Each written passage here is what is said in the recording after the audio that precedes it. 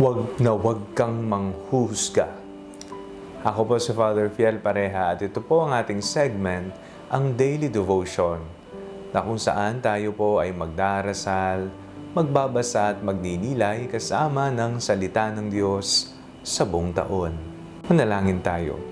Sa ngalan ng Ama, ng Anak at ng Espiritu Santo. Amen. Halina, banal na Espiritu, liwanagan mo ang aming puso at isip nang maunawaan at may sa buhay namin ang iyong salita. Amen. Our Bible passage for today is from the Gospel of St. Luke chapter 6, verses 37 to 38, and I will read it for you.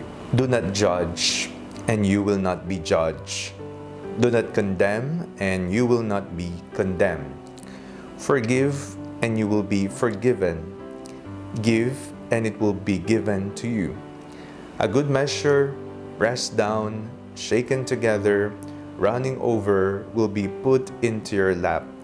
For the measure you will give will be the measure you get back. Ang ating pong binasang ebanghelyo sa araw na ito ay isang paalala sa atin ngayong panahon ng Kwaresma na huwag po tayong manghuhusga. Tayo po ay magpatawad, tayo po ay magmahalan, tayo po ay tumulong, tayo ay magbalik loob sa Panginoon. Bakit? Sapagkat kung ano ang ginawa natin sa ating kapwa, ay babalik sa atin. The gospel is very clear, do not judge and you will not be judged. Do not condemn and you will not be condemned. Kung hinuhusgahan mo ang ibang tao, para mo nang hinuhusgahan ang iyo ring pagkatao. Kung minamahal mo ang iyong kapwa, minamahal mo rin ang iyong sarili. At minamahal mo ang Panginoon na nagmamahal sa inyong parehas. Kung nagpapatawad ka sa iyong kapwa, pinapalaya mo ang iyong sarili mula sa bilanggo, mula sa preso ng iyong buhay. Nagiging maluwang, nagiging masarap sa pakiramdam, magaan, nakapagpatawad ka, nakalaya ka, pinatawad mo ang iyong sarili. May kasabihan po tayong mga Pilipino, kung ano ang itinanim, siya mo ring aanihin. Kung magtanim po tayo ng kabutihan sa ibang tao, tayo po ay mag-aani ng kabutihan sa ating buhay. Sa katunayan, sinabi nga ng Ebanghelyo, ang pagpapala ay magiging siksik, liglig, at nag-uumapaw para sa atin. Ang pinakamatapang na maaari nating gawin sa ating kapwa ay ang magpatawad. Ang pagpapatawad ay hindi po akto ng kahinaan o kamangmangan.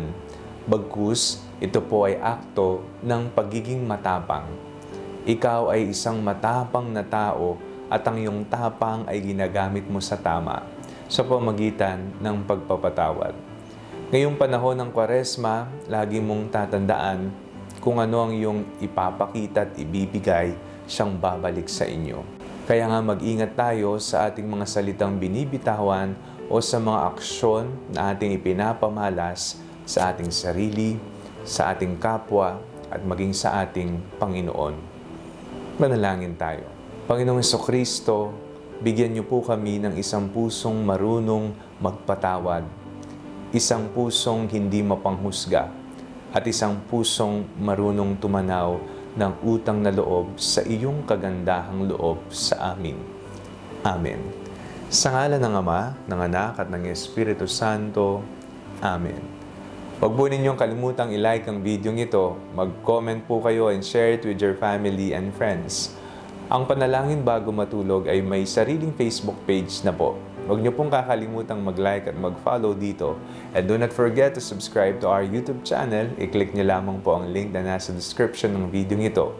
O kaya naman po, just search Father Fiel Pareha. God bless you po.